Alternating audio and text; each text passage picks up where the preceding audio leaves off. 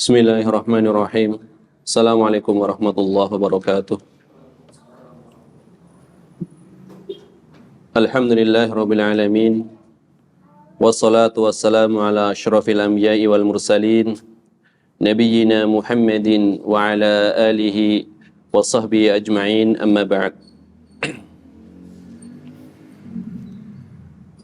Ya, marilah kita lanjutkan kembali pembahasan Kitab Bulughul Maram.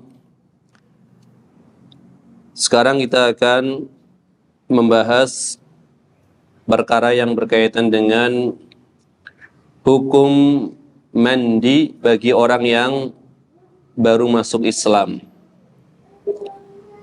Hukmul ghusli ba'dal Islam. Hukum mandi, ya, sesudah seorang masuk Islam. Qala al-mu'allif rahimahullahu ta'ala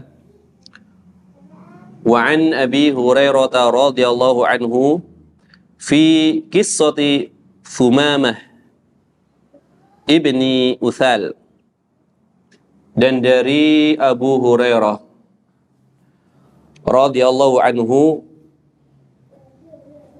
tentang kisah dari Thumamah bin Uthal indama aslama, ketika beliau masuk Islam.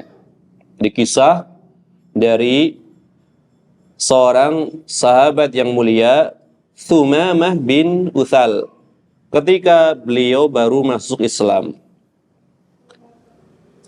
Fa amarahun nabiyyu sallallahu alaihi wasallam an yaghtasila, dan Nabi memerintahkan kepada Thumamah untuk mandi.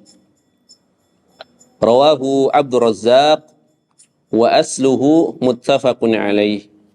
Hadis ini diriwayatkan oleh Imam Abdur Razzaq As-San'ani, ya, penulis kitab Musannaf Abdur Razzaq As-San'ani dari San'a, Yaman. Beliau salah seorang syekh atau guru dari Imam Ahmad bin Hanbal. Ya, di antara guru besar dari Imam Ahmad bin Hanbal rahimahullah ta'ala. Dan asal hadis ini tadi dikatakan muttafaqun alaih. Ya. Ini riwayatnya lumayan panjang sebenarnya. Ini dipotong. Jadi hanya membawakan dari Abu Hurairah yang berkaitan dengan kisah masuk Islamnya Thumamah bin Uthal, yang ketika itu Nabi SAW memerintahkan agar dia mandi.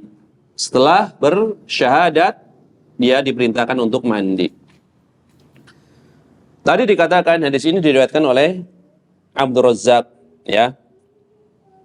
Kemudian dari jalur Abdur Razzaq ini juga banyak yang meriwayatkan, di antaranya Imam Ibnu Huzaimah, kemudian Imam Ibnu Hibban, kemudian Imam Ibnul Jarud, ya, Al-Hafidh, seorang Hafidh, Imam Ibnul Jarud. Kitab beliau masyhur, ya, kitab Al-Muntaqa. Ini baru dengar ini kayaknya. Imam Ibnul Jarud, kitab besar, ya. Kemudian Imam Al-Baihaqi juga meriwayatkan hadis ini.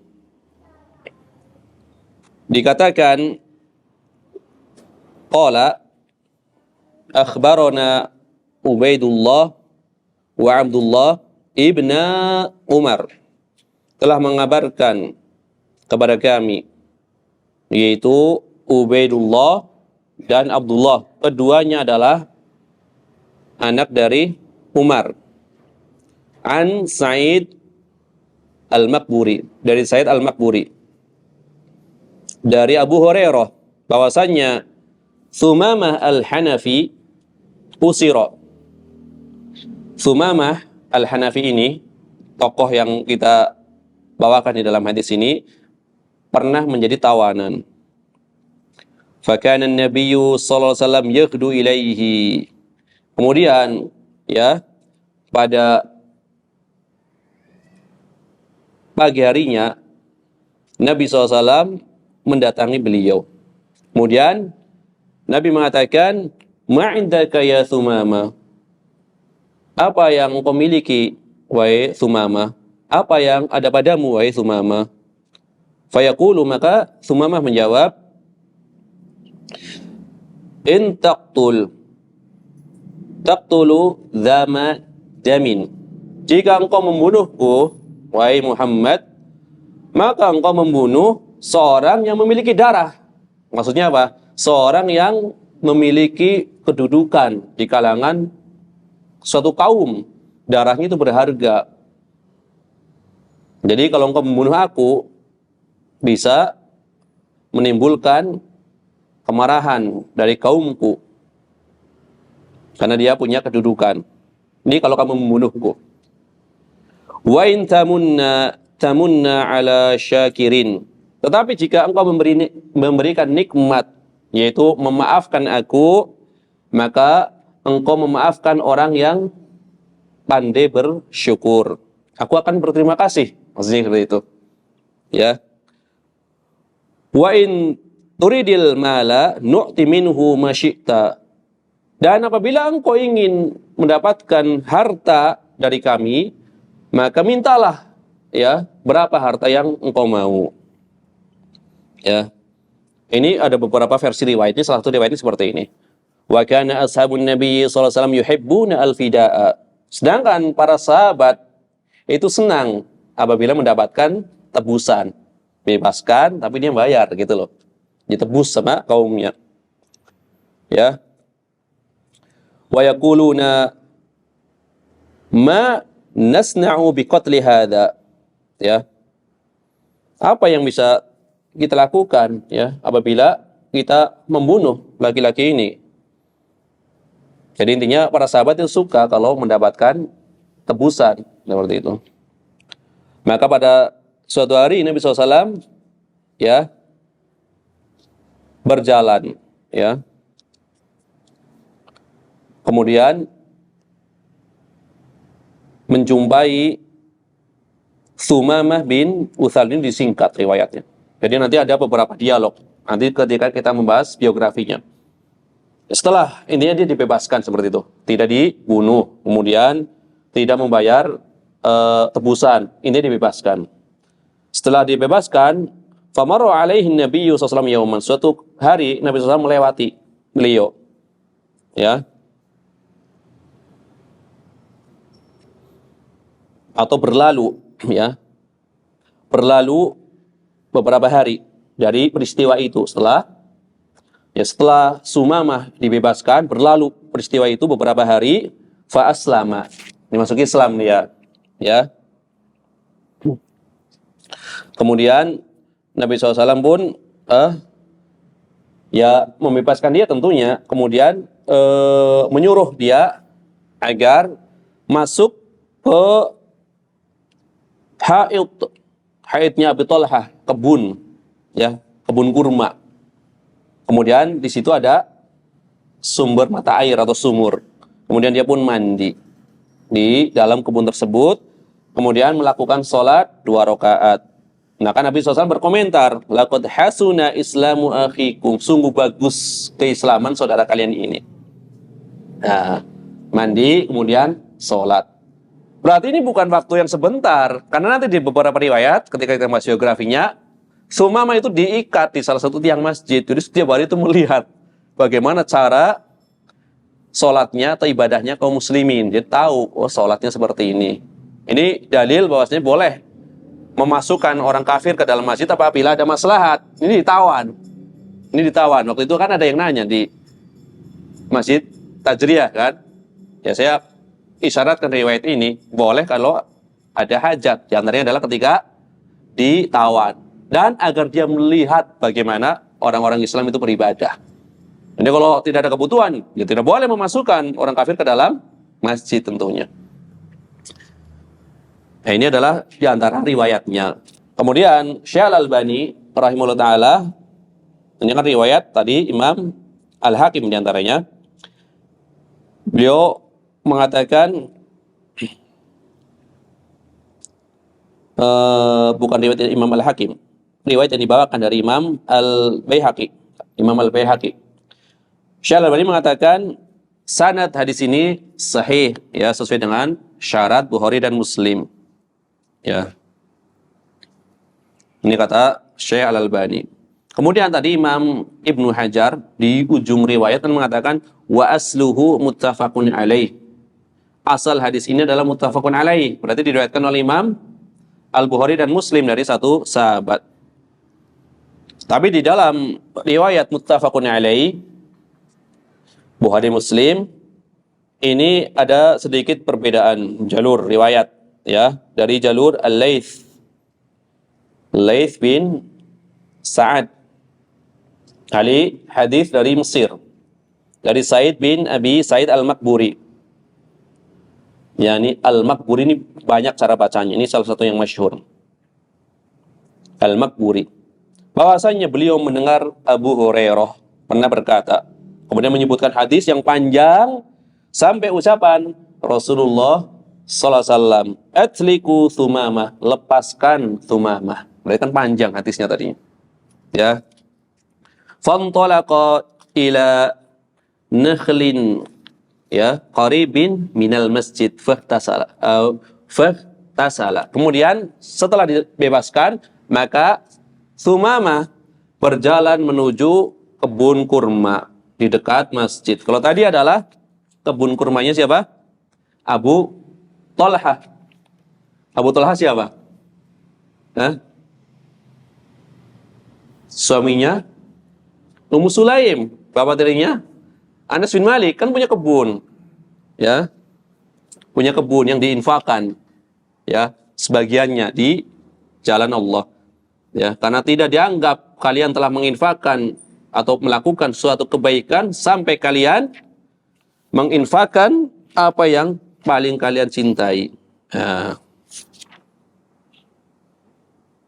ya, lan tanalul birra hatta tunfiqu mimma tuhibbun. Kalian tidak dianggap telah melakukan suatu kebaikan sampai kalian menginfakkan apa yang paling kalian cintai. Nah, dia punya kebun, Abu Talha, diinfakkan di jalan Allah. Nah, kebunnya di sini ada airnya, entah sumur, entah tempat air yang lainnya, yang jelas buat mandi. Entah sungai, entah bukan sungai, entah kayak semacam apa namanya istilahnya, genangan air itu apa istilahnya? Ya pokoknya intinya ada sumber air gitu, ya. Kemudian Thumamah mandi di kebun tersebut.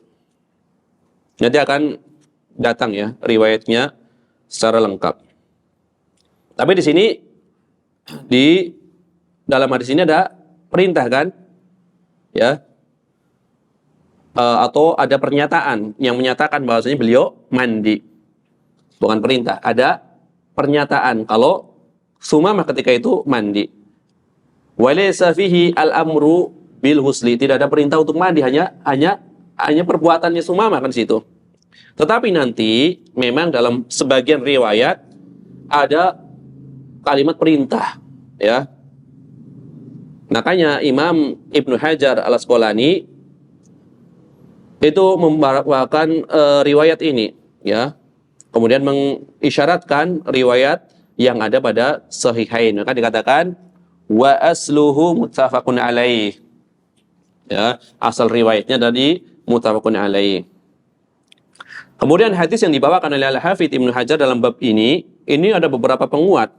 Di antaranya adalah dari hadisnya Qais bin Asim radhiyallahu anhu, ya.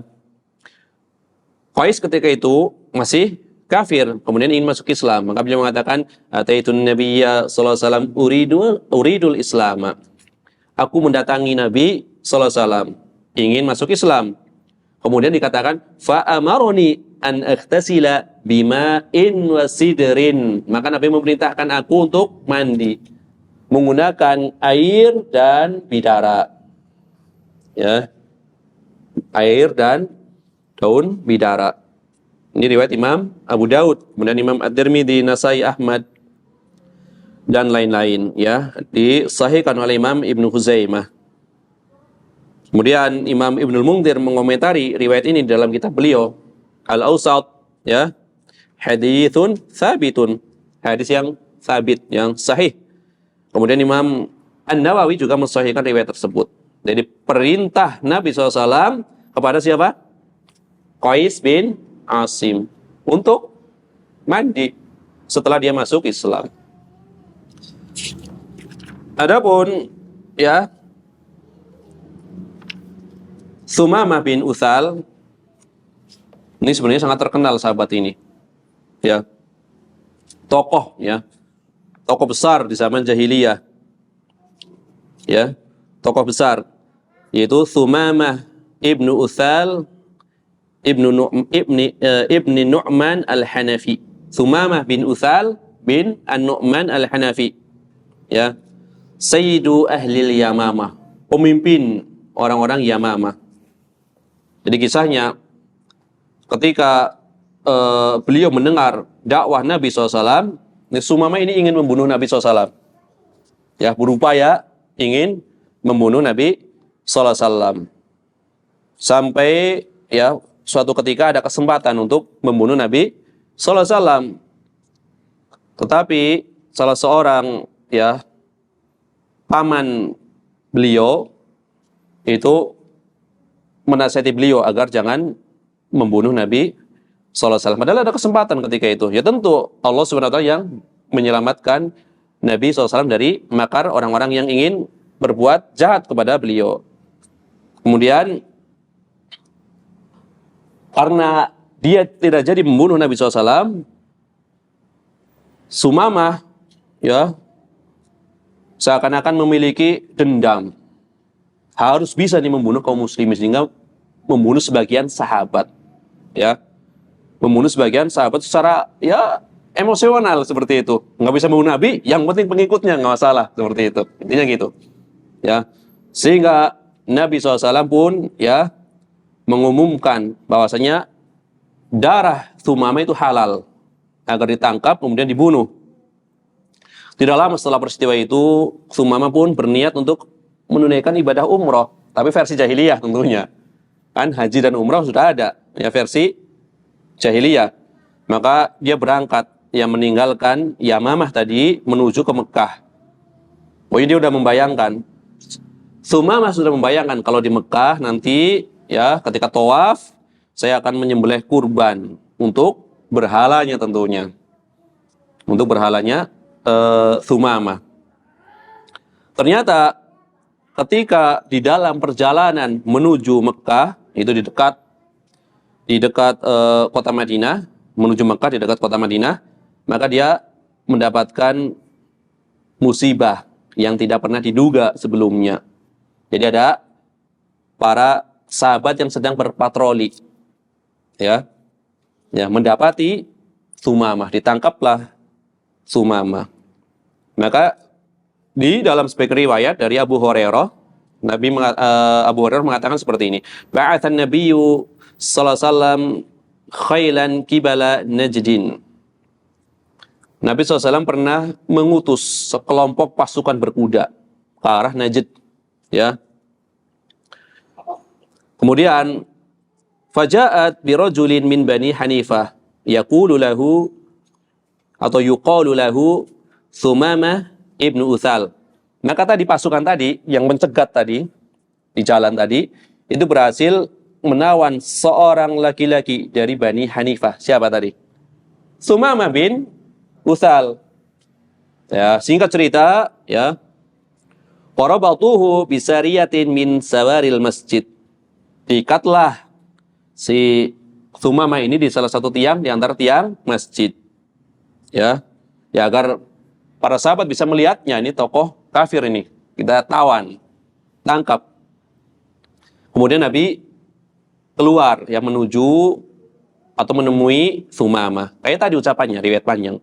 Faqala, maka Nabi mengatakan, "Madza indaka ya Sumamah?"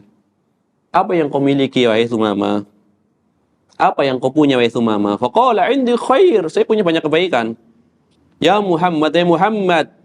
Ya. In taqtul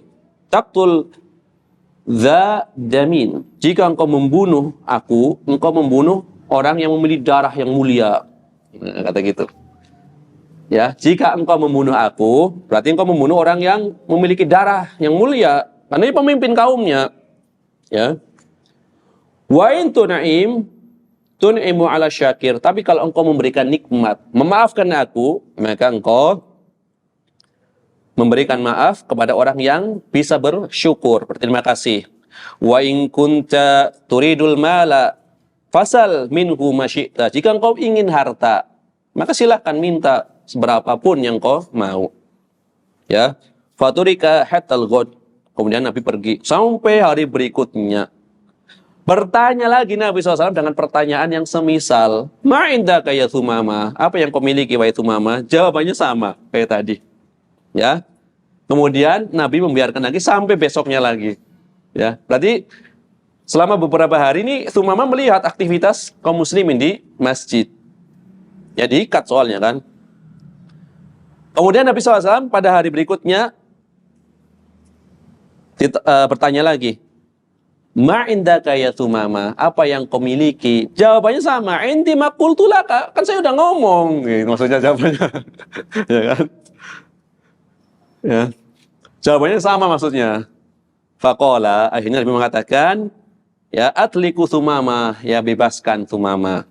Ya. Fantalaqa ila nakhlin qaribin minal masjid. Nah, karena dia pun berjalan menuju kurma, itu kebun kurma dekat dari masjid. Faghtasala, kemudian dia pun mandi, ya. Faghtasala, kemudian dia mandi. Tsumma dakhala al masjid. Setelah mandi masuk ke masjid. Faqala, kemudian Tsumma mengucapkan asyhadu an la ilaha illallah wa asyhadu anna Muhammadar Rasulullah. Bersyahadat. Ya. Tapi Nabi tahu ini orang, tanda-tanda orang yang ingin dapat hidayah, maka Nabi membiarkan. Enggak langsung, tetap diikat ya selama beberapa hari itu. Kemudian Thumama mengatakan, ya Muhammad, wahai Muhammad, wallahi demi Allah, ma kana 'alal ard, ya, wajhun abghadu ilayya min wajhika. Tidak ada ya wajah di muka bumi ini. Tadinya tidak ada wajah di muka bumi yang lebih aku benci daripada wajahmu tadinya. Jadi wajah yang paling aku benci di muka bumi tadinya wajahmu. Kata Thumama, ya. Waqad asbaha wajhuka ahabbal wujuh ilayya. Sekarang wajahmu adalah wajah yang paling aku cintai. Ya. Tidak ada wajah yang lebih aku cintai di muka bumi ini melebihi wajahmu. Sekarang, tadinya wajah kamu adalah wajah yang paling aku benci. Tapi sekarang wajahmu adalah wajah yang paling aku cintai. Gitu. Ya. Wallahi ma kana min dinin abghad ilayya min dinik. Demi Allah, dulu tidak ada agama yang lebih aku benci daripada kebencianku terhadap agamamu. Fa asbaha dinuka ahabbad din ilayya. Sekarang agama yang paling aku cintai adalah agamamu. Tidak ada agama yang lebih aku cintai melebihi agamamu sekarang. Jadi sangat cinta kepada Nabi, kemudian menjadi sangat cinta terhadap Islam setelah masuk Islam. Kemudian beliau melanjutkan, wallahi demi Allah, ma kana min baladin abghad, ya, ma kana min baladin, tidak ada satupun negeri abghadu ilayya min baladika, yang lebih aku benci daripada negerimu, yaitu negeri Mekah. Fasbaha baladuka habbal bilad ilayya, maka sekarang tidak ada negeri yang lebih aku cintai melebihi negerimu. Ya. Wa inna khailaka akhadatni wa ana uridul umroh. Ketika itu pasukan yang kau utus, yaitu pasukan berkudamu, itu menangkap aku, padahal aku ketika itu ingin berangkat umroh. Ya. Famadza tara, bagaimana pendapatmu wahai Rasulullah sallallahu alaihi wasallam? Ketika itu saya pengen umroh, cuma ditangkap sama pasukan berkuda yang kau utus. Fabasyarahu Rasulullah SAW wa amarahu an ya'tamir. Maka Nabi SAW pun memberikan kabar gembira kepada beliau dan memerintahkan beliau agar ya sekarang lakukanlah umroh.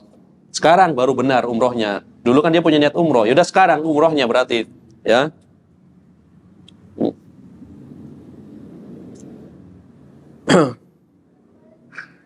Kemudian dia pun menuju ke Mekah, ya, untuk melakukan umroh.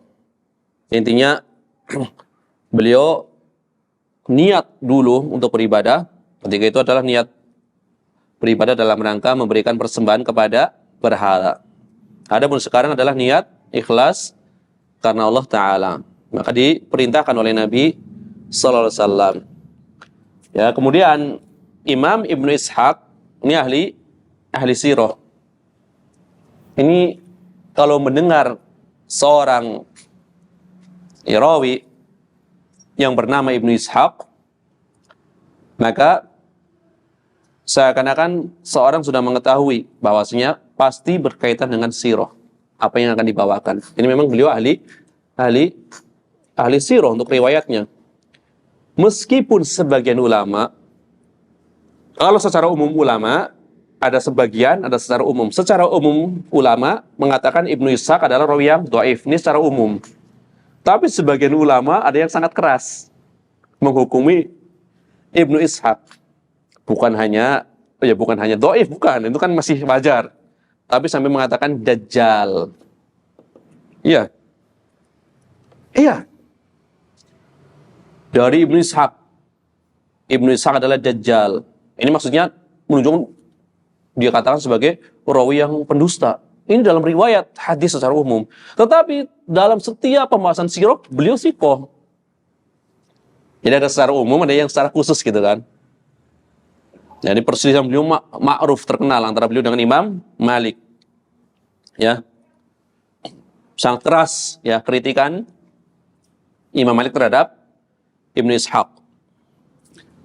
Tapi dalam masalah tarikh sejarah beliau makbul, terima riwayatnya. Nah, di sini Imam Ibnu Ishaq menyebutkan bahwa Sumamah berada pada ketika beliau telah masuk Islam, maka beliau memperbagus keislamannya.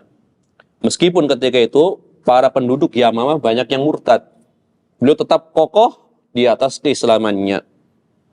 Kemudian beliau pun melakukan rihlah, pergi dari kampungnya, melakukan perjalanan bersama orang-orang yang mengikuti beliau, yang masih taat kepada dakwah yang beliau bawa, ya.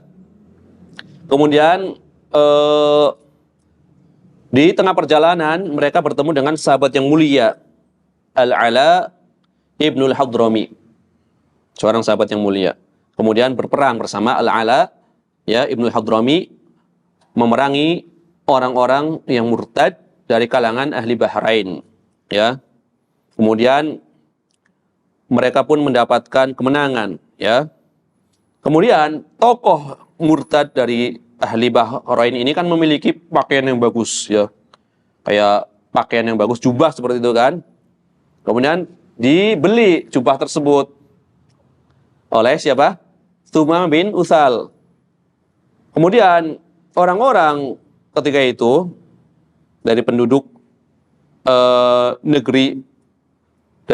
negeri pemimpin tersebut itu melihat bahwasanya di antaranya adalah yang melihatnya adalah dari kalangan Bani Qais ibni Tha'labah, melihat, ya, bahwasanya dia membawa pakaian sang pemimpin. Siapa tadi? Thumamah bin Utsal. Seperti itu. Akhirnya orang-orang tersebut menyangka bahwasanya yang membunuh pemimpin mereka adalah Thumamah, padahal bukan Thumamah. Ya, karena dia membeli apa? Membeli jubahnya. Dia membeli jubahnya saja. Ya, membeli jubahnya. Akhirnya orang-orang pun membunuh Thumamah radhiyallahu anhu. Itu ketika tahun terjadi pembunuhannya pada tahun 12 Hijriyah. Nah, tahun 12 Hijriyah. Ini sebagaimana yang dituturkan oleh Al-Hafidz Ibnu Hajar di dalam kitab Al-Isabah. Dan ini kisah dari sahabat yang mulia Thumamah bin Uthal, pernah diikat di masjid beberapa hari, ya, melihat bagaimana kaum muslimin beribadah. Ya. Kalau sekarang sebagian orang memasukkan orang kafir ke masjid dalam rangka memuliakan, ini menyelisihi, ya. Buat apa memasukkan orang kafir apalagi dalam rangka memuliakan? Harusnya dihinakan. Kalau diikat, iya betul. Itu pun karena ada maslahat. Ya. Makanya tidak boleh memasukkan orang kafir ke dalam masjid kecuali ada hajat sebagaimana yang dilakukan oleh Nabi SAW dan para sahabatnya ketika mengikat Thumamah bin Uthal radhiyallahu anhu.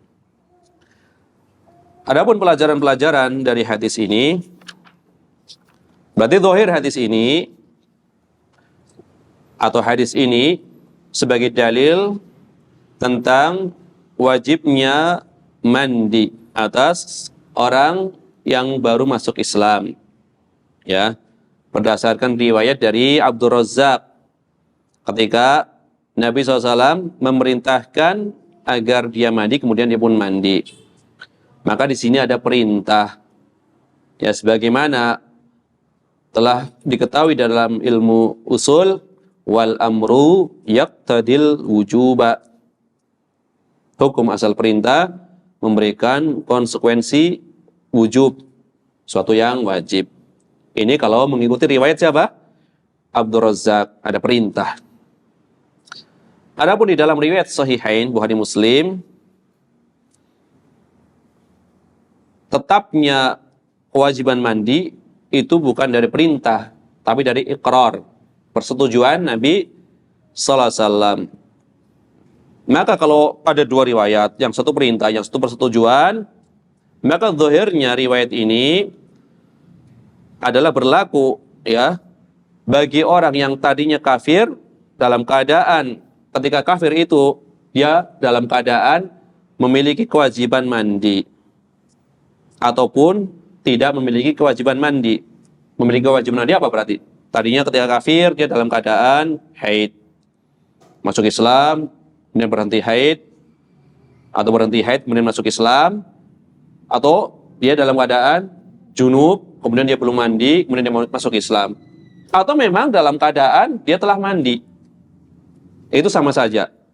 Dohirnya kan seperti itu. Baik tadinya ketika dia masih kafir dia punya tanggungan untuk mandi disebabkan karena, ya, junub ataupun telah berhenti haid, atau memang sudah mandi jadi tidak punya tanggungan lagi tapi mandinya dalam keadaan masih kafir, maka berlaku ketika sudah masuk Islam harus mandi berdasarkan zahir riwayat ini.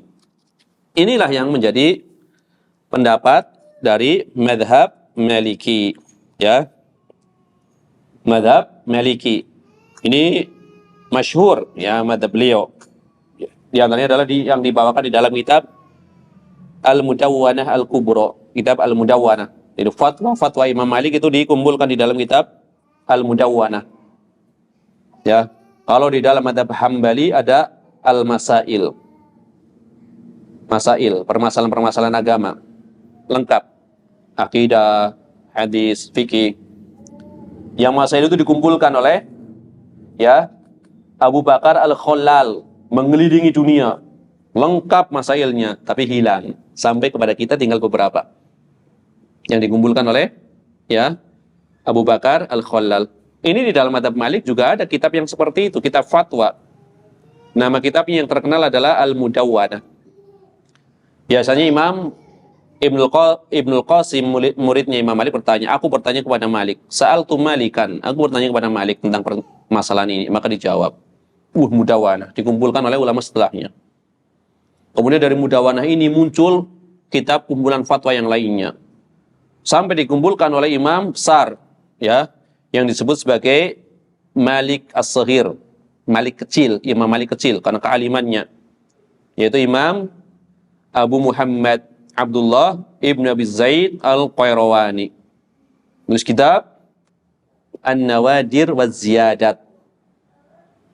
Ya, An-Nawadir wa Ziyadat, sangat bagus kitabnya.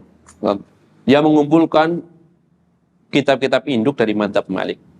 Imam Ibn Abi Zaid Al-Qayrawani, yang kitab beliau untuk pemula, belum nulis kitab fikih untuk pemula, nama kitabnya ada Ar-Risalah.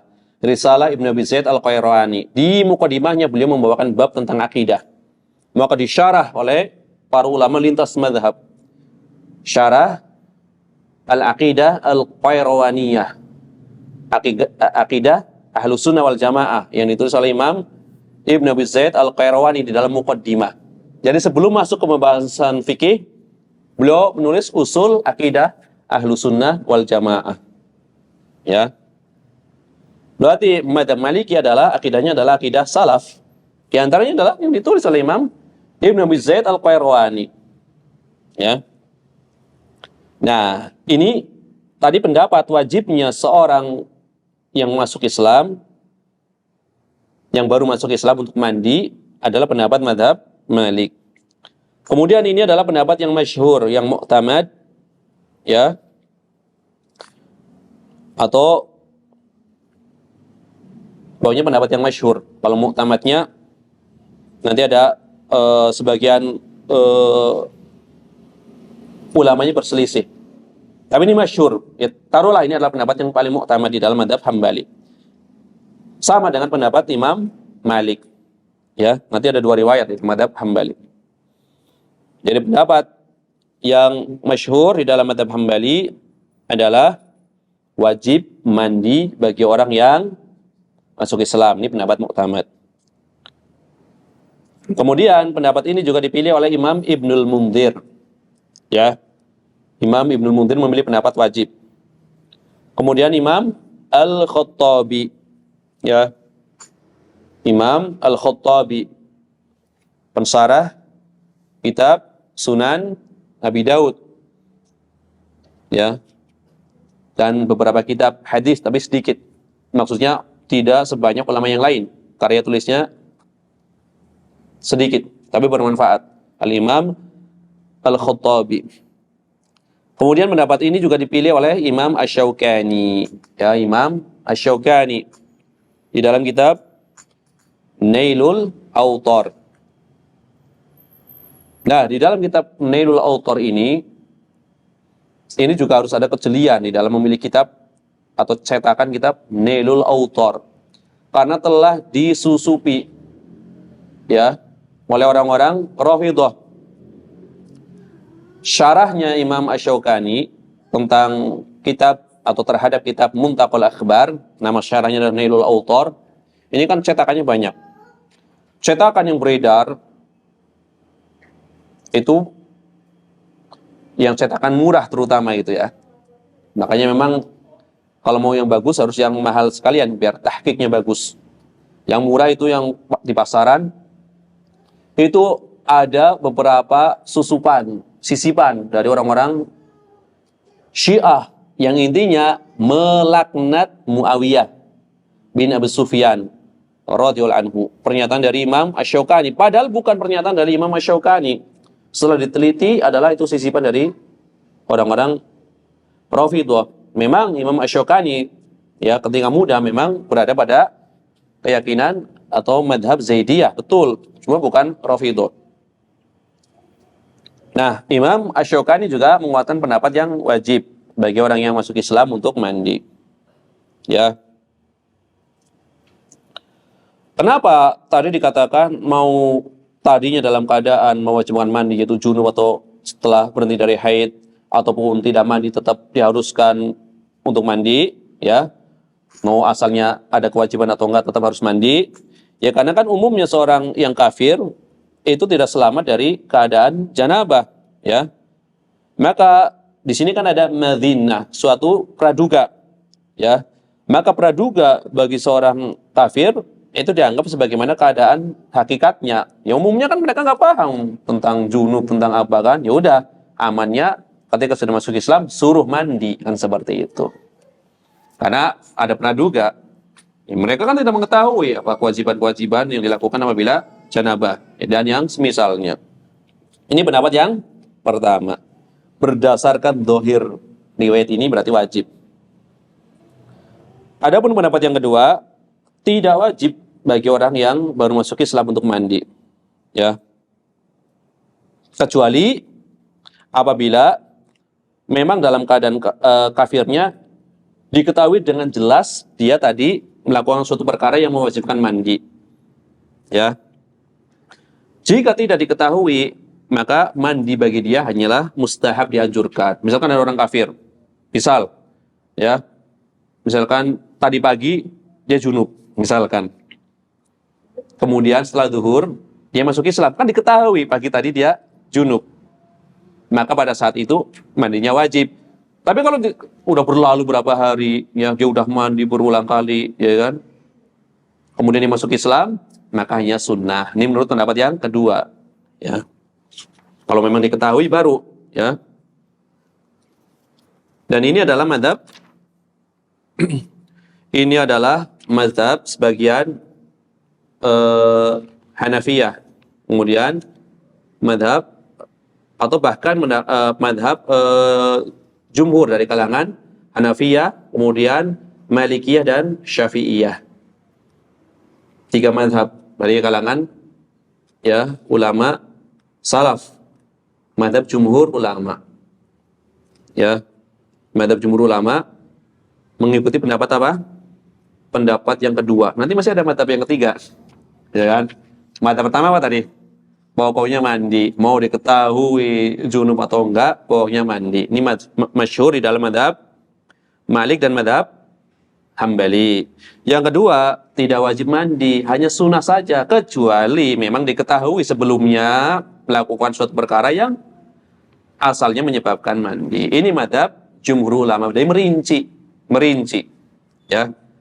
Mazhab jumhur ulama merinci. Adapun pendapat yang ketiga, ya. Pendapat yang ketiga adalah riwayat kedua di dalam mazhab Hambali. Riwayat kedua di dalam mazhab Hambali, ya. Tidak wajib, ya, bagi orang yang kafir masuk Islam dalam keadaan apapun tidak wajib mandi. Mau diketahui tadinya junub atau enggak, tidak wajib mandi. Ini adalah sebagian pendapat di dalam mazhab Hambali, kan? Pertama, pokoknya wajib. Yang kedua, dirinci. Yang ketiga, pokoknya nggak wajib. Nah, dalam keadaan apapun, ya. Di antaranya yang menjadi dalil, pokoknya nggak wajib dalam keadaan apapun. Menurut mazhab Hambali dalam riwayat yang kedua, karena betapa banyak, ya, orang yang masuk Islam ketika itu di zaman Nabi SAW. Tapi Nabi SAW tidak memerintahkan kepada mereka semuanya untuk mandi. Ya, sekiranya Nabi SAW memerintahkan mereka semua, niscaya perintah ini, ya, perintah yang maklum, ya, yang mutawatir diketahui, nukilannya diketahui, ya. Sekiranya diwajibkan, maka Nabi SAW tidak mungkin memerintahkan sebagian, kemudian tidak memerintahkan sebagian yang lainnya, ya. Jadi harusnya ma'ruf. Nabi memerintahkan si fulan. Ini cuma beberapa saja yang dinukil Nabi memerintahkan mandi. Seandainya memang mandi itu wajib bagi setiap orang yang masuk Islam, pasti nukilannya itu jelas, ya, terang, kan seperti itu. Makanya kalau ada perintah kepada sebagian sahabat yang berkaitan dengan hal ini, maka bisa menjadi indikasi, ya, ada indikasi qarinah yang memalingkan dari perintah wajib menjadi perintah yang sunnah. Misalkan ada nukilan dari sebagian sahabat. Ini yang pertama. Banyak yang masuk Islam tidak dinukil, Nabi memerintahkan mereka semua untuk mandi. Kemudian yang kedua, yang menunjukkan mandi itu tidak wajib dalam keadaan apapun, bahwa Nabi SAW ketika mengutus Mu'adz Ibnu Jabal ke Yaman. Maka Nabi mengatakan, ya, ud'uhum ila syahadati an la ilaha illallah wa anna Muhammadan abduhu wa rasuluh. Serulah mereka agar mereka bersaksi bahwasanya tidak ada ilah yang hak, yang benar kecuali Allah, dan bahwasanya Muhammad adalah hamba dan utusannya. Al-hadis, hadis yang panjang, ya, riwayat Bukhari dan Muslim. Nanti akan datang riwayatnya dalam kitab di awal kitab Az-Zakat. Ini diperintah, ya, untuk bersyahadat, kemudian di situ diperintahkan untuk sholat dan seterusnya. Walau kanal huslu wajiban la amarohum bihi. Sekiranya mandi itu wajib, pasti akan diperintahkan. Maka perintahkanlah mereka untuk mandi. Kemudian perintahkanlah untuk sholat. Ya. Li'annahu awwalu wajibatil Islam. Karena itu adalah kewajiban pertama di dalam Islam. Apa yang harus dipenuhi, seandainya wajib, pasti akan diperintahkan. Ya. Wal azhar wallahu a'lam. Ini kata Syekh Abdullah Al-Fauzan, yang lebih kuat wallahu a'lam bahwasanya mandi bagi orang yang bermusik Islam tidaklah wajib. Ini hanya sunnah. Ya, wa innama huwa mustahab. Mandi bagi orang yang masuk Islam adalah mustahab. Jam'an bainal adillah. Ya, menggabungkan dalil-dalil yang ada. Wal afwad, yang lebih hati-hati tentunya bagi orang yang baru masuk Islam untuk mandi. Ya. Karena mandi di dalamnya kan tidak ada masyaqqah, bahkan di dalamnya adalah terdapat fawaid, faidah yang banyak. Ya, bisa bikin, ya, bersih, kemudian badan jadi harum, kemudian bersemangat dan seterusnya. Ya, kata Syekh Abdul Fauzan seperti itu. Jadi sunnah. Adapun jumhur ulama tadi apa? Merinci. Kalau iya, pendapat kedua kan jumhur ulama merinci. Kalau memang diketahui, ya, sebelum masuk Islam dia melakukan suatu perkara yang mewajibkan mandi, itu disuruh mandi. Tapi kalau tidak diketahui, ya tidak diwajibkan mandi, seperti itu. Adapun mazhab Hambali kan mau diketahui atau enggak, pokoknya enggak wajib mandi, kan seperti itu. Ya. Ini adalah berkaitan dengan, ya, hukum orang yang baru masuk Islam. Jadi lebih amannya apa? Mandi. Ya, atau mengikuti jumhur ulama, ini lebih bagus. Ya. Kalau diketahui melakukan sesuatu yang menyebabkan mandi, maka mandi. Kalau tidak, ya mandi hanya sunnah. Wallahu ta'ala a'lam. Ya, masuk ke hadis berikutnya.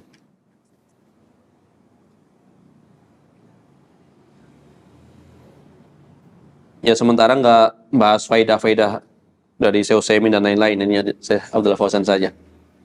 Kalau Syekh Utsaimin nanti faidahnya dari sisi yang lain, dari sisi adab, dari sisi akhlak, dari sisi yang lainnya. Ini kan dari sisi fikihnya. Kita hanya fokus kepada sisi fikihnya gitu.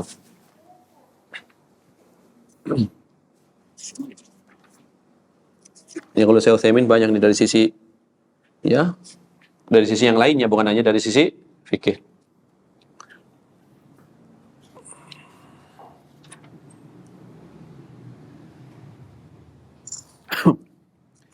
Ya, hadis berikutnya yang berkaitan dengan hukmul ghusli li salatil jumu'ah. Hukum mandi, ya, dalam rangka melaksanakan salat Jum'ah. Apa hukumnya? Kan tadi diisyaratkan akan kita bahas lebih lanjut. Nah, ini hadisnya. Qala al-mu'allif rahimahullahu ta'ala, wa an Abi Sa'id radhiyallahu anhu anna Rasulullah sallallahu alaihi wasallam qala, dan dari Abu Sa'id radhiyallahu anhu bahwasanya Rasulullah sallallahu alaihi wasallam pernah bersabda, huslul jum'ati wajibun ala kulli muhtalim. Huslul jum'ati bisa jum'ah, bisa jumu'ah. Iya. Disukunkan atau ditomahkan. Huslul jumu'ati atau jum'ati. Mandi Jumat. Wajibun, wajib di sini. Bagi setiap muhtalim, orang yang telah bermimpi, bagi orang yang balik. Ya. Jadi mandi pada hari Jumat atau mandi Jumat, dan nanti khilaf. Yang mewajibkan ini karena Jumatnya atau karena sholatnya. Kalau Zahiriyah, karena Jumatnya, walaupun sudah sholat Jumat, tetap harus mandi. Walaupun mandinya nanti asar, kan itu. Kan ini huslul Jum'ah. Mandi Jumat. Nah, Jumatnya Jumat apa? Apakah karena sholat atau karena harinya? Kan gitu. Huslul Jum'ati wajibun ala kulli muhtalimin. Mandi Jumat wajib bagi setiap orang yang telah bermimpi, orang yang baligh. Akhrajahu as-sab'ah. Diriwayatkan oleh 7 imam. Lengkap berarti ini 7 imam. Yaitu Imam Ahmad bin Hambal dan 6 penulis kitab hadis Kutubus Sittah. Ya, Imam Ahmad bin Hambal dengan Bukhari, Muslim dan 4 pemilik kitab Sunan, Abu Daud, kemudian Nasai, At-Tirmidzi dan Ibnu Majah. Ini riwayat yang pertama dari Abu Sa'id Al-Khudri radhiyallahu anhu. Riwayat yang kedua, wa an Samurah radhiyallahu anhu, dari Samurah radhiyallahu anhu qala, beliau berkata, qala Rasulullah sallallahu alaihi wasallam. Rasulullah sallallahu alaihi wasallam bersabda. Yang pertama tadi hadisnya menunjukkan wajib, yang kedua kebalikannya. Man tawaddoa yaumal jum'ah fabiha wa ni'mat.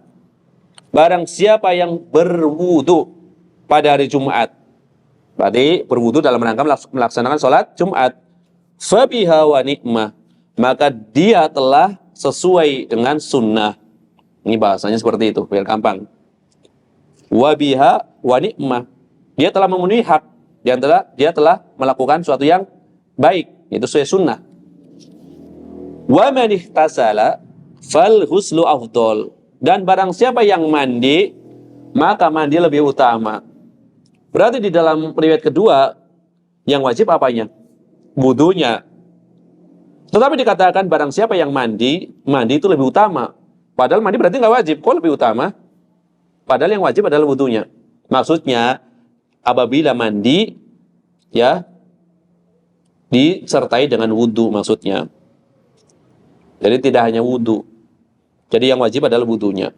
Riwayat yang dua ini. Rawahul khamsah. Hadis ini diriwayatkan oleh 5 orang imam. Siapa 5 orang imam? Imam 5. Ahmad bin Hambal dan 4 penulis kitab Sunan Al-Safal.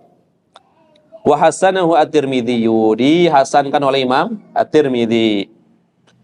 Al-Hafidz Ibnu Hajar di dalam bab ini membawakan 2 hadis. Yang pertama, zahirnya wajib. Yang kedua, zahirnya istihbab, sunnah, mustahab, dianjurkan. Yang kedua, ya. Kemudian di dalam bab ini juga ada beberapa hadis yang lain, ya, yang menunjukkan atau menguatkan 2 hukum ini. Yang pertama menguatkan hukum wajib, yang kedua menguatkan hukum sunnah, ya. Akan tetapi apa maksud Al-Hafidz Ibnu Hajar ini berurutan? Yang satu wajib, yang kedua sunnah. Kenapa dibawakan secara berurutan? Ya, zahirnya, ya, walau a'lam, apa yang beliau inginkan adalah beliau ingin memberikan isyarat. Memberikan isyarat bahwasanya pada perkara mandi Jumat itu ada 2 pendapat di kalangan ahli ilmu. Kan gitu. Ada 2 pendapat, sebagian wajib, sebagian sunnah. Maka beliau bawakan dua-duanya di dalam bab ini. Adapun Abu Sa'id Al-Khudri telah kita bahas biografinya. Kemudian Samurah, wa'an Samurah, dan dari Samurah, itu Samurah bin, ya, Jundab atau Jundub. Boleh dengan fathah, boleh dengan dhammah, ya. Bi fathid dal wa dhammiha, dengan memfathahkan dal atau mendhamahkannya. Berarti boleh Samurah bin Jundub atau Samurah bin Jundab, ya, ibni Hilal, ya, Al-Fazari, ya, Haliful Ansar radhiyallahu anhu, ya, sekutu dari Al-Ansar. Dan beliau ketika itu ibunya mendatangi Madinah, datang ke Madinah setelah kematian siapa? Ayahnya. Jadi ibunya Samurah datang ke Madinah setelah kematian atau wafatnya ayahnya. Ketika itu Samurah masih ghulam, masih anak-anak, ya. Kemudian beliau menawarkan diri, ya, menawarkan diri kepada Nabi SAW agar ikut dalam kelompok pasukan perang yang diutus oleh Nabi SAW. Ya, kemudian banyak di situ, ya, para pemuda, ya, umurnya masih muda, ya, sebagian mungkin baru balik, sebagian mendekati balik, dan yang semisalnya banyak. Maka dikatakan, ya, fajaza ghulaman fil ba'thi waradda Samurah. Seorang anak diizinkan oleh Nabi SAW untuk ikut, tapi Samurah nggak boleh, ya, karena dianggapnya masih kecil, ya. Kemudian Samurah mengatakan, ya Rasulullah, kenapa engkau tidak mengizinkan aku sedangkan engkau mengizinkan dia? Dia boleh ikut, kenapa saya nggak boleh ikut? Ya kan? Kata Samurah, ya Rasulullah, kalau saya suruh bergulat dengan dia, saya pasti mampu, ya, merobohkan dia, bisa membanting dia, ya Rasulullah. Yang kamu izinkan. Ya. Kalau saya diajak gulat sama dia, saya bisa menang, maksudnya gitu. Maka Nabi SAW, yaudah, ajak dia gulat, seperti itu. Ya, maka setelah bergulat, ternyata Samurah berhasil merobohkan temannya. Akhirnya, yaudah kamu boleh ikut, dan seperti itu. Berarti udah punya kemampuan, ya, punya kemampuan. Jadi ini luar biasa di sini para pemuda di zaman Nabi SAW menawarkan diri untuk bisa ikut, dikirim sebagai pasukan. Nabi melarang karena masih kecil, mengajukan, saya mampu nih merobohkan dia. Diuji, ternyata menang. Ya. Jadi sebagian sahabat ketika masih muda udah mempunyai prestasi ikut berperang. Di antaranya adalah siapa yang pemuda yang hebat? Abdullah bin Az-Zubair ibn al-Awwam, masih muda. Kemudian panglima perang termuda Usamah bin Zaid, belasan tahun memimpin perang, ya, dalam rangka menaklukkan Bizantium, kan gitu, Roma, menang, ya. Ini adalah pemuda di zaman atau di zaman Nabi SAW dan para sahabat. Dan Samurah ini meriwayatkan hadis banyak, lumayan, ya, banyak meriwayatkan hadis, walaupun tidak sampai derajat, ya, al-mukthir, nggak sampai, tapi banyak. Kemudian di antara yang meriwayatkan dari beliau, dari Samurah, adalah anaknya yang bernama Sulaiman. Kemudian sahabat yang lain juga meriwayatkan dari beliau. Sahabat meriwayatkan dari sahabat. Di antara adalah Imran bin Husain, ya, seorang sahabat yang ahli fikih juga, mengajar, menjadi qadhi, Imran bin Husain. Kemudian tabi'in juga meriwayatkan dari beliau. Di antara Imam Al-Hasan Al-Basri, kemudian Imam Asy-Sya'bi, dan selain dari mereka, ya. Kemudian beliau pernah diperintahkan, ya, untuk menggantikan sementara salah seorang sahabat yang menjadi pemimpin di Kufah itu selama 6 bulan ketika itu, ya, selama 6 bulan. Kemudian dipindah ke Basrah selama 6 bulan pula. Kemudian ketika pemimpinnya wafat, yaitu Ziyad, maka Muawiyah ketika itu memerintahkan beliau untuk menjadi pemimpin di Basrah, mungkin jadi sebagai gubernur ya di situ di Basrah. Kemudian senantiasa beliau berada di Basrah dan beliau wafat di sana di Basrah pada tahun 58 Hijriah. Radhiyallahu anhu. Ini sedikit biografi dari Samurah bin Jundub atau bin Jundab ya.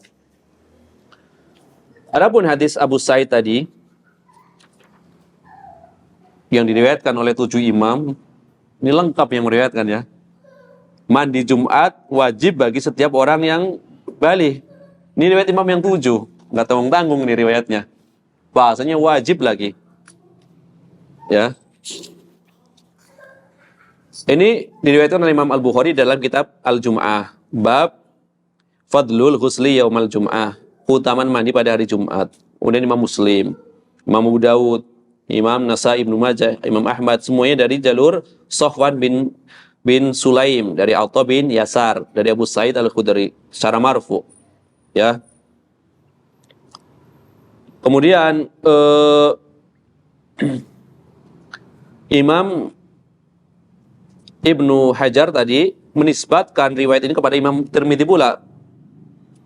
Maka ini adalah waham dari Al-Hafidz Ibnu Hajar. Karena Imam At-Tirmidzi tidak memasukkan hadis ini di dalam kitab Jami beliau atau kitab Sunan beliau. Jadi bukan dari riwayat Imam At-Tirmidzi. Kan tadi Ibnu Hajar mengatakan riwayat imam yang 7. Riwayat imam yang 7 kecuali Tirmidzi kan gitu. Kecuali Imam At-Tirmidzi. Berarti Imam Tirmidzi tidak masuk. Ya. Kemudian tadi hadis yang kedua, kan tadi hadisnya siapa tadi? Abu Sa'id.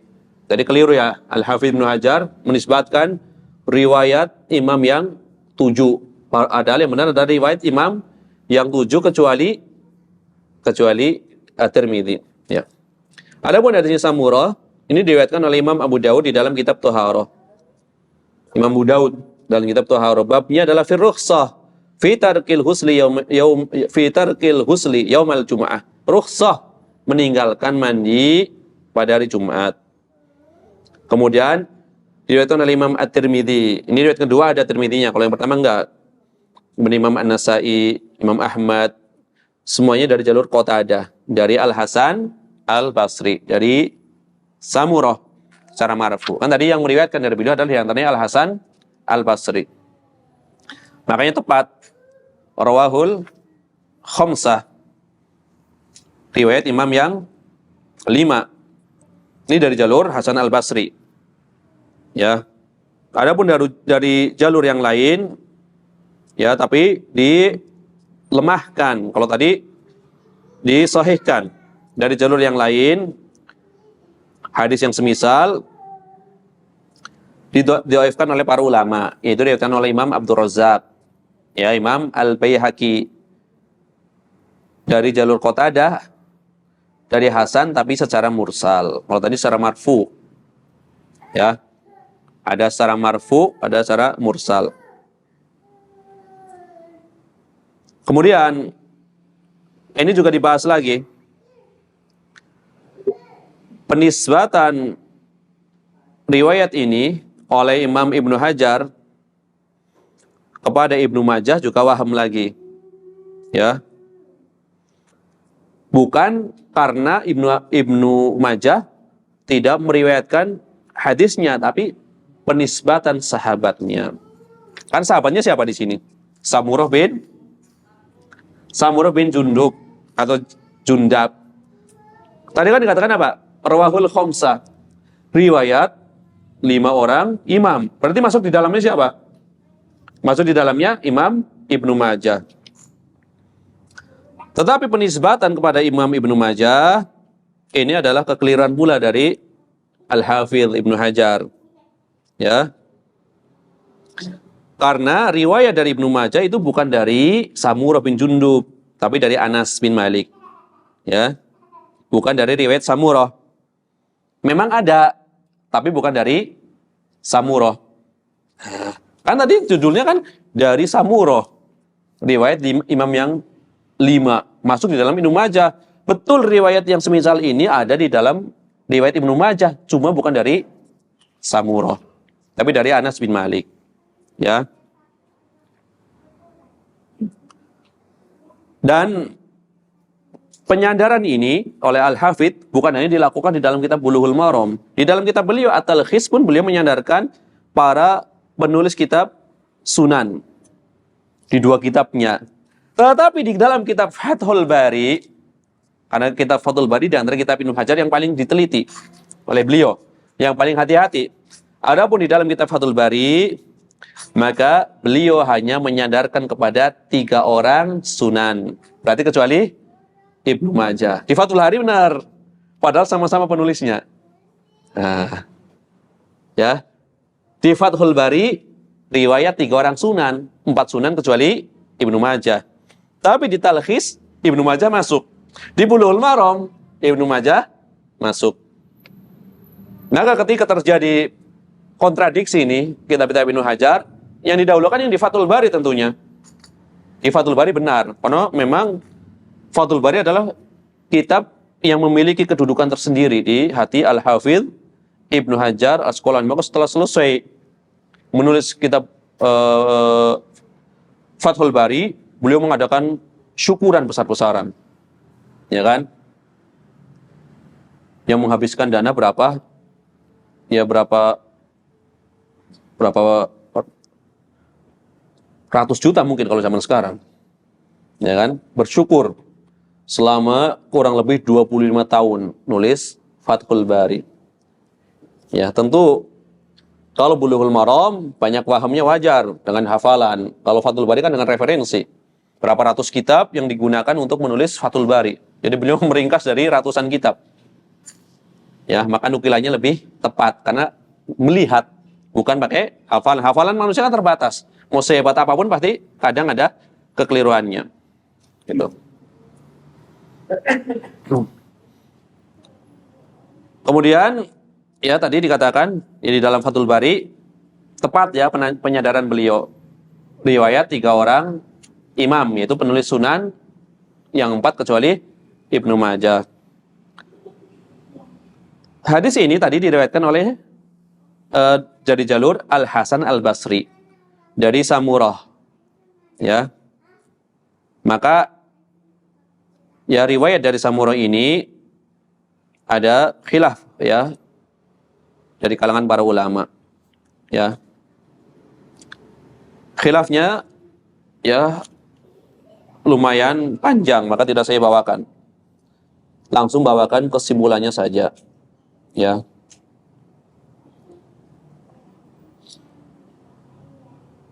Kesimpulannya adalah di ujung hadis setelah membawakan pendapat-pendapat Syekh Abdul Al-Fauzan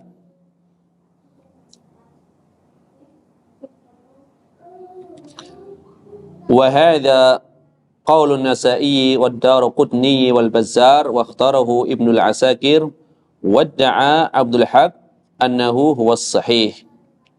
Ya, yaitu pernyataan yang berkaitan dengan hadis ini ya. Intinya adalah riwayatnya adalah riwayat yang sahih seperti itu. Ada khilaf di kalangan para ulama yang berkaitan dengan tashih atau tad'if dari hadis ini.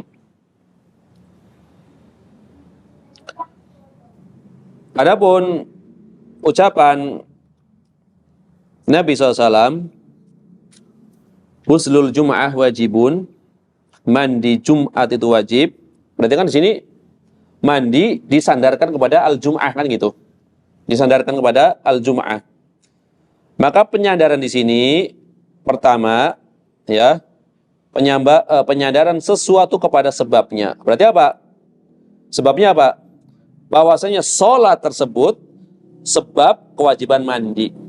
Berarti mandi disebabkan karena sholat Jumat kan gitu. Ini pertama.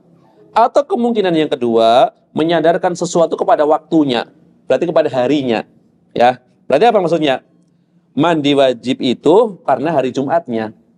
Ini penyandaran terhadap zaman. Kalau pertama penyandaran terhadap sebab. Sebabnya mandi karena akan sholat Jumat. Berarti kalau sudah berlalu sholat Jumatnya, udah nggak harus mandi lagi kan, seperti itu. Yang kedua sebabnya karena zaman, karena hari Jumatnya. Maka ini dua perkara yang berbeda. Ya, penyandaran terhadap sebab dengan penyandaran terhadap waktu atau zamannya itu berbeda. Ya. Ya. Yang pertama, karena sebab, maka mandi itu tidak bisa mempunyai keutamaan kecuali apabila mandi itu dilakukan pada saat seorang akan melakukan sholat Jumat. Baru itu ada keutamaannya. Tapi kalau penyandarannya kepada waktu, kapanpun dilakukan memiliki keutamaan. Meskipun mandinya tadi pada waktu asar, yang penting masih hari Jumat. Ya. Dan Zahiriyah seperti itu. Jadi misalkan sholat Jumat, seorang sholat Jumat hanya wudhu saja, nanti asar harus mandi, pokoknya hari Jumatnya harus mandi. Ya, hari Jumatnya harus mandi. Adapun sebagian ulama meskipun menyatakan wajib, dikaitkan dengan apa? Sholat Jumatnya. Ini bagi yang mengatakan wajib. Adapun yang sunnah ya tentu bebas mau mandi atau enggak, tetap aja hukumnya tidak mempengaruhi ya kesahan sholat Jumat seperti itu. Ini berkaitan dengan apa? Ghuslul Jum'ah. Mandi Jum'ah itu maksudnya apa? Menyandarkan kepada sebab atau menyandarkan kepada waktuan gitu. Jadi ada dua kemungkinan. Kemudian ala kulli muhtalim, wajib atas setiap muhtalim, orang yang mimpi, maksudnya orang yang balik. Ya. Kenapa disebutkan orang yang bermimpi? Ya karena namanya balik kan umumnya dia telah mimpi basah kan gitu. Maka penyebutannya adalah wajib bagi setiap orang yang telah bermimpi. Maksudnya telah balik. Ya. Kemudian wabiha wa nikmat. Wabiha wa nikmat. Maknanya adalah apa? Maknanya bahwasanya adalah barang siapa yang telah berwudu, maka dia telah mengambil rukhsah. Ya. Karena wudu di sini adalah rukhsah sebagai kemudahan atas manusia. Dan sunnahnya adalah mandi. Itu. Jadi wabiha wa ni'mah, apabila dia telah berwudu, maka dia telah cukup, ya. Telah berbuat baik, telah mendapat nikmat. Dia mengambil rukhsah apabila dia telah berwudu. Adapun apabila dia mandi, maka mandi itu adalah yang terbaik. Jadi menggabungkan antara mandi dan wudu itu yang terbaik. Tapi kalau misalkan dia mengambil melakukan wudu saja, dia telah mencukupi. Ini bagi pendapat yang menyatakan bahwasanya mandi Jumat tidak wajib berdasarkan riwayat ini. Ya, sekali lagi tadi riwayatnya diperselisihkan. Sebagian mendhaifkan, sebagian mensahihkan.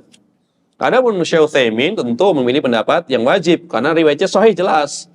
Dan riwayat kedua ini adalah menurut Syekh Utsaimin adalah dhaif kan gitu. Walaupun pendapat jumhur ulama. Marilah kita bahas ya fikul hadisnya. Panjang banget.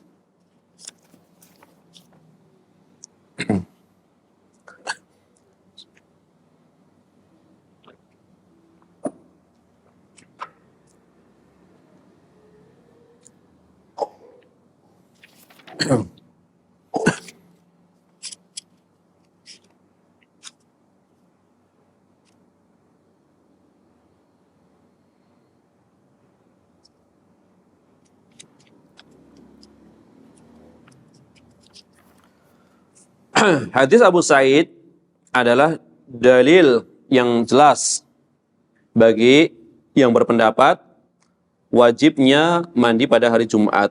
Dan ini adalah pendapat kelompok sahabat radhiyallahu anhum. Di antaranya adalah Umar Ibn Khattab. Ya, Umar Ibn Khattab berpendapat wajib. Kemudian Ubay bin Ka'ab atau Abu Hurairah. Ya, pertama adalah Umar bin Khattab, yang kedua adalah Abu Hurairah, kemudian Abu Sa'id Al-Khudri, kemudian Ammar, ya. Kemudian sahabat yang lainnya itu disebutkan banyak oleh Imam Ibnul Munzir. Jadi beberapa orang sahabat memilih pendapat wajib. Umar bin Khattab, kemudian Abu Hurairah, kemudian Abu Sa'id dan Ammar. Kemudian pendapat ini juga dipilih oleh madhab Dhohiri. Madhab Dhohiri berpendapat wajib. Hanya saja Dhohiriyah wajibnya adalah karena hari Jumatnya. Kemudian sebuah riwayat dari Imam Malik, ya sebagaimana dikatakan oleh Imam Al-Khattabi, ya di dalam kitab beliau Ma'alimus Sunan. Ya, kemudian para ulama yang lainnya yang membawakan pendapat ini tuh banyak. Ya, di antaranya adalah Imam Ibnu Hazm di dalam kitab Al-Muhalla, kemudian Imam Ibnu Qudamah di dalam kitab Al-Mughni. Ya. Kemudian Imam Ibnu Rajab, Imam Ibnu Rajab Al-Hambali di dalam kitab Fathul Bari juga membawakan pendapat-pendapat ini. Ini adalah sebuah riwayat dari Imam Ahmad bin Hanbal. Jadi yang mewajibkan mandi pada hari Jumat, kalau dari kalangan ulama selain sahabat, maka ini adalah pendapat madhab Malik, kemudian madhab Dhohiri, dan sebagian pengikut madhab Hambali. Berarti minoritas. Pendapat minoritas para ulama. Di antara dalilnya, selain yang kita bawakan tadi, yang menyatakan mandi Jumat itu hukumnya wajib, adalah hadis dari Ibnu Umar radhiyallahu anhuma. Beliau mengatakan, sami'tu Rasulullah sallallahu alaihi wasallam yaqul, "Idza arada ahadukum an ya'tiyal jum'ah falyaghtasil." Ada perintah. Apabila salah seorang di antara kalian ingin mendatangi Jumat, yaitu salat Jumat, falyaghtasil, hendaknya dia mandi. Berarti ada apa di sini? Ada perintah. Hadis ini diriwayatkan oleh Imam Al-Bukhari dan Muslim. Kemudian diriwayatkan pula oleh Imam Ibnu Huzaimah dengan lafaz seperti ini, Imam Ibnu Huzaimah, ya. Man atal jum'ah minar rijal wa nisa falyaghtasil. Wa man lam ya'tiha falaysa alaihi ghuslun minar rijal wa nisa. Barang siapa, ya, yang mendatangi Jum'ah dari kalangan laki-laki maupun wanita, hendaknya mandi. Barang siapa yang tidak mendatanginya, maka tidak ada kewajiban mandi bagi laki-laki dan perempuan. Ini lafaz Ibnu Huzaimah, ya. Lafaznya seperti itu. Jadi bukan hanya laki-laki dan wanita. Tetapi di dalam riwayat Imam Bukhari, idza arada ahadukum, yaitu jika salah seorang di antara kalian an ya'tiyal jum'ah, untuk mendatangi Jum'ah, itu salat Jum'ah, falyaghtasil, maka hendaklah mandi. Ini riwayat Bukhari, Muslim seperti itu. Ini yang pertama. Riwayat yang kedua yang menunjukkan wajibnya mandi pada hari Jumat adalah hadis dari Ibnu Abbas radhiyallahu anhuma, ya. Bahwasanya Tawus, berarti seorang apa? Tawus seorang tabi'in, pernah berkata kepada Ibnu Abbas radhiyallahu anhuma, ya. Dzakaru anna an-nabiyya sallallahu alaihi wasallam qala ikhtasilu yaumal jum'ah. Mereka para sahabat itu menyebutkan bahwasanya Nabi mengatakan, mandilah kalian pada hari Jumat, ya. Fasilu ru'usakum wa in lam takunu junuban. Cucilah, ya, kepala-kepala kalian meskipun kalian enggak junub. Ini maksudnya apa? Cuci kepala kalian, ya keramas gitu maksudnya. Berarti basahi kepala kalian maksudnya adalah mandi. Cucilah kepala-kepala kalian meskipun tidak junub. Kalau dikatakan meskipun tidak junub, berarti apa maksudnya? Maksudnya mandi. Kenapa disebut junub? Keadaannya sebagaimana kalian mandi junub. Walaupun kalian tidak mandi junub, berarti mandi. Cuci kepalanya, ya. Kemudian pakailah minyak wangi, kan seperti itu. Kemudian kata Ibnu Abbas, ketika mendapatkan pertanyaan ini dari Tawus, beliau mengatakan, ammal ghuslu fana'am, ya. Adapun mandi memang betul diperintahkan, ya. Wa ammat tib fala adri. Adapun kalau disuruh memakai minyak wangi saya nggak tahu. Itu. Jadi tahunya memang diperintahkan untuk mandi. Adapun diperintahkan setelah itu memakai minyak wangi, saya nggak tahu riwayatnya. Kata Ibnu Abbas radhiyallahu anhuma. Ini juga diriwayatkan oleh Imam Al-Bukhari dan Muslim. Jadi penguatnya ada di Bukhari Muslim semua ini dua riwayat ini. Ya. Berarti sisi pendalilannya apa ini? Sisi pendalilan yang menguatkan kewajiban mandi Jumat. Ya. Ada perintah ihtasilu. Ihtasilu maknanya mandilah kalian. Di sini ada sighah amr. Ungkapan yang menunjukkan perintah. Berarti perintah taqtadil wujub, ya. Wahia taqtadil wujub. Memberikan konsekuensi wajib. Ini yang kedua dalilnya. Dalil yang ketiga yang menguatkan mandi Jumat itu wajib adalah hadis Abu Hurairah, bahwasanya beliau berkata, Rasulullah SAW bersabda, haqqullah ala kulli muslimin an yaktasila fi kulli sab'ati ayyamin yaghsilu ra'sahu wa jasadahu. Hak Allah yang wajib dipenuhi oleh setiap muslim adalah yang mandi pada setiap 1 pekan 7 hari. Dia mencuci kepalanya dan jasadnya dan badannya. Ini hak Allah yang wajib dipenuhi oleh setiap muslim untuk mandi minimal ya 1 pekan itu sekali. Dia cuci kepalanya dan badannya. Berarti pada hari Jumat karena dia mau melakukan ibadah yang besar yaitu sholat Jumat.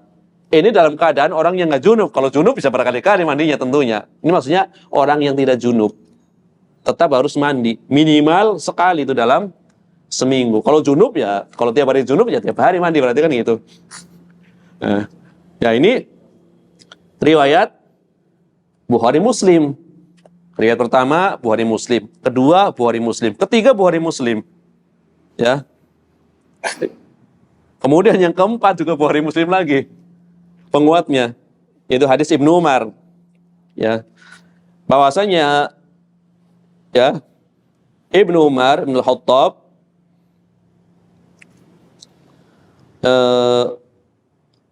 mengatakan, ya, Ibnu Umar radhiyallahu anhu mengatakan, Inna Umar ibn al-Khattab radhiyallahu anhu bainama huwa qa'imun fil khutbah yaumal jum'ah id dakhala rajulun minal muhajirin al-awwalin min ashabin nabiyyi sallallahu alaihi wasallam. Ketika Umar ibn al-Khattab sedang berdiri berkhutbah pada hari Jumat, ya, khutbah Jumat, berdiri di atas mimbar. Tiba-tiba masuk seorang laki-laki dari kalangan al-muhajirin yang awal. Jadi orang-orang yang pertama-tama masuk Islam, tidak disebut laki-lakinya, nanti ada riwayat yang lain disebut namanya. Yang jelas adalah dari kalangan al-muhajirin, orang yang pertama kali hijrah. Ya, dari kalangan muhajirin, dari kalangan sahabat Nabi SAW. Fanadahu Umar, maka Umar memanggil dia. Ya. Ayatu sa'atin hada, ini jam berapa? Ini waktu apa? Ini ada Jumat. Nah, itu. Nanya tapi dalam rangka mengingkari. Ya. Kemudian sesungguhnya aku berada pada kesibukan. Aku sibuk nih ya. Sampai saya lupa waktu sehingga mendengar adzan. Baru ingat, ketika mendengar adzan, aku nggak mampu melakukan sesuatu kecuali sekedar wudu, ya. Kemudian Umar bin Khattab, ya, karena dia mengomentari, kenapa keadaanmu seperti itu? Hendaknya kamu mandi. Saya nggak mampu melakukan sesuatu kecuali hanya sekedar berwudu.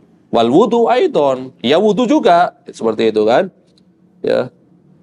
Wudu juga, mandi dan wudu. Saya nggak hanya menyuruh mandi, ya mandi dan wudu. Jangan hanya cuma wudu, gitu maksudnya. Ya. Dan ini menunjukkan apa? Menunjukkan bahwasanya mandi Jumat adalah berdasarkan riwayat ini, menurut pendapat Umar bin Khattab adalah wajib. Ya. Sisi pendalilannya apa? Kenapa pernyataan Umar bin Khattab ini dikatakan menunjukkan suatu yang wajib?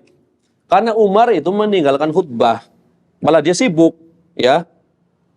untuk menjelaskan perkara kepada orang yang baru datang seperti itu. Mengingkari, kenapa kamu nggak mandi? Ini waktu ini hari Jumat kok kamu nggak mandi?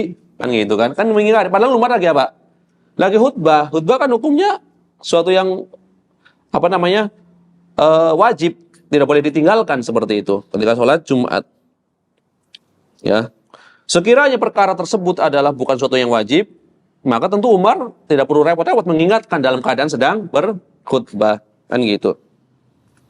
Kemudian orang-orang yang hadir juga tidak memprotes Umar. Setelahnya tidak ada riwayat Umar setelah itu diprotes, ya.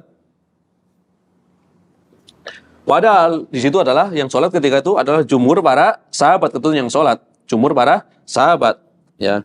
Maka ini diantara dalil yang tegas yang menunjukkan, ya, menunjukkan mandi Jumat adalah wajib karena ini perkara yang maklum di kalangan sahabat, ya. Sekiranya perkara tersebut tidak wajib, maka tidak mungkin, ya, Umar bin Khattab menegur langsung dalam keadaan sedang berkhutbah, ya. Adapun bagi yang menyatakan mandi itu tidak wajib juga berdalil dengan riwayat Umar ini. Kalau yang mengatakan wajib karena Umar menegur langsung, khutbah kan utama. Kenapa sampai ditinggalkan sebentar untuk menegur? Kalau nggak wajib nggak mungkin ditegur. Berdasarkan riwayat ini. Tapi pihak yang menyatakan berdasarkan riwayat ini mandi Jumat itu tidak wajib, yaitu jumhur ulama. Jumhur ulama berpendapat hanya sunnah, ya. Karena Umar bin Khattab tidak memerintahkan orang yang tadi yang terlambat itu untuk pulang lagi. Hanya menegur saja. Ini hari apa? Kenapa kamu nggak mandi? Saya cuma punya waktu untuk berwudu. Seandainya itu memang wajib, yaudah pulang lagi kamu harus mandi. Umar tidak menyuruh, hanya menerangkan harusnya mandi. Nah, seperti itu. Lain kali mandi gitu loh. Seandainya wajib suruh pulang lagi agar mandi dulu. Ya. Ini dari riwayatnya sama. Riwayatnya sama tapi fikihnya berbeda seperti itu. Ya. Yang pertama dikaitkan karena meninggalkan khutbah yang lebih utama untuk menegur. Berarti kalau nggak wajib ngapain ditegur? Nanti aja diakhirkan. Jumhur mengatakan seandainya wajib, kenapa Umar nggak menyuruh dia keluar dari masjid, suruh mandi dulu baru datang lagi? Nah, seperti itu. Ini disebutkan oleh Imam An-Nawawi dan sekelompok para ulama, ya.